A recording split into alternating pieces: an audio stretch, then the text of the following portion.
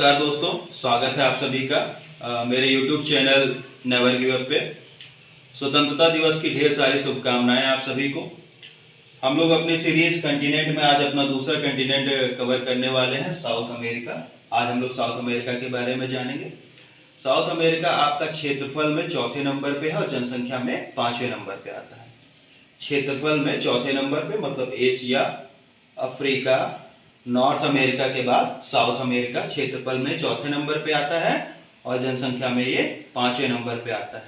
इसमें टोटल 12 आपके independent Nations हैं और कुछ डिपेंडेंट भी है, मतलब दूसरे देशों के भी कुछ टेरिटरीज इसमें हैं, ठीक है। लेकिन 12 आपके टोटल इंडिपेंडेंट नेशंस इसमें आपके इस कंटिनेंट में नॉर्थ अमेरिका में आपके अवेलेबल है।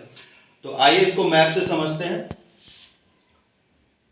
देखिए यहाँ पे आपका ये चिली है, ठीक है, पेरू, इसके बाद ये इक्वाडोर की जो कैपिटल है क्वेटो, ये विश्व की सबसे ऊंची कैपिटल है। सबसे ऊंचाई पे जो कैपिटल है वो कौन सी है? क्वेटो, ठीक है। इसके बाद आपका Colombia, Venezuela, Guyana, Suriname, French Guiana जो है ये फ्रांस की टेरिटरी है, ठीक है। फ्रेंच गुयाना जो है आपकी फ्रांस की टेरिटरी है। आप लोगों ने सुना भी होगा कि जो फ्रांस का रॉकेट लॉन्चिंग स्टेशन है वो कहाँ पे है? फ्रेंच गुयाना में है, ठीक है। तो फ्रांस ने अपना rocket launching station French Guiana में क्यों बनाया, इसके कारण जानिए। देखिए, एक कारण तो ये है कि ये ओशियन से जुड़ा हुआ है। अधिकतर जो रॉकेट लॉन्चिंग स्टेशन बनाए जाते हैं वो कहाँ पे होते हैं? किसी न किसी ओशियन या फिर बे के नजदीक ही होते हैं, ताकि अगर जो रॉकेट में अगर कोई फॉल्ट आ जाती है तो डिब्रीज जो है कहाँ पे गिरे? ओशियन में ही गिरे, ठीक है। दूसरा, ये इक्वेटर के काफी नजदीक है।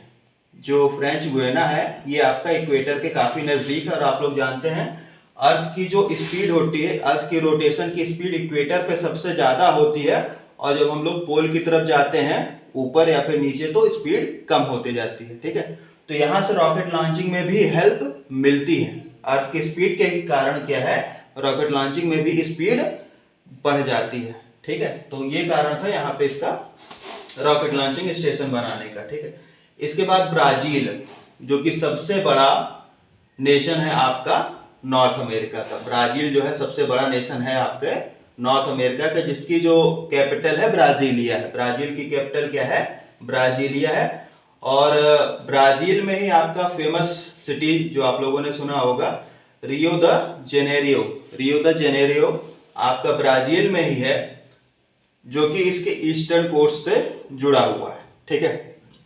इसके बाद यहाँ पे आपका उरुग्वे, ये पराग्वे, बोलिविया, अर्जेंटीना, ये सारे आपके नेशंस यहाँ पे हैं, ठीक है।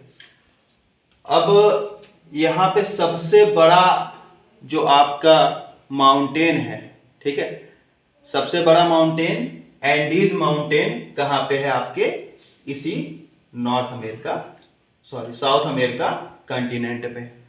विश्व का सबसे बड़ा जो पर्वत है एंडीज पर्वत, ये इसी कंटिनेंट में है, ठीक है। और एंडीज पर्वत की सबसे ऊंची चोटी एकांकागुआ, एंडीज पर्वत की सबसे ऊंची चोटी जो एकांकागुआ, वो यहाँ पे अर्जेंटीना में ही पाई जाती है, ठीक है। यहाँ पे चिली में आपका आटाकामा मरुस्थल पाया जाता है। चिली में आपका आटाकामा मरुस्थल पाया जाता है। चिली आपके देखिए कहाँ से जुड़ा हुआ है? वेस्टर्न कोस्ट से जुड़ा हुआ है, ठीक है। वेस्टर्न कोस्ट से जुड़ा हुआ है आपका चिली और यहाँ पे क्या है? आटाकामा मरुस्थल पाया जाता है।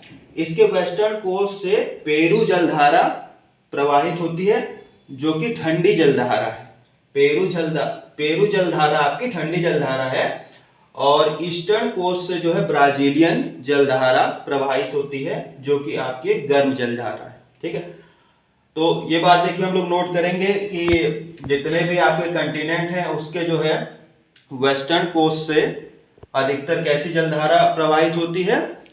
ठंडी जलधारा। और ईस्टर्न कोस्ट से हमेशा जो है वो गर्म जलधारा प्रवाहित होती है, ठीक है। वेस्टर्न कोस्ट की तरफ से ठंडी जलधारा और ईस्टर्न कोस्ट की तरफ से गर्म जलधारा प्रवाहित होती है। तो जहां पे ठंडी जलधारा प्रवाहित होती है वहां पे बारिश भी कम होगी, और बारिश कम होने के कारण वहां पे मरुस्थल पाया जाएगा। इसलिए जो है अधिकतर कंटिनेंट के वेस्टर्न साइड पे आपको जो है क्या मिलेंगे, डेजर्ट मिलेंगे। यहाँ पे भी आपका वेस्टर्न कोस्ट के पास क्या है, अटाकामा मरुस्थल है।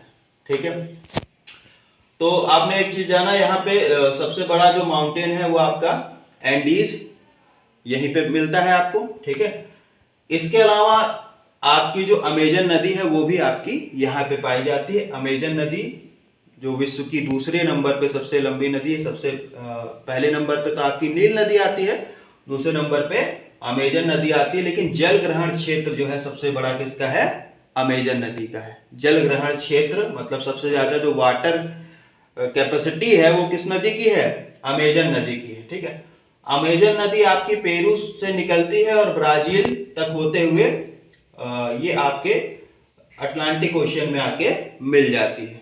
ठीक है, पेरू से निकलती है और ब्राजील से होते हुए अटलांटिक ओशियन में आके ये मिल जाती है।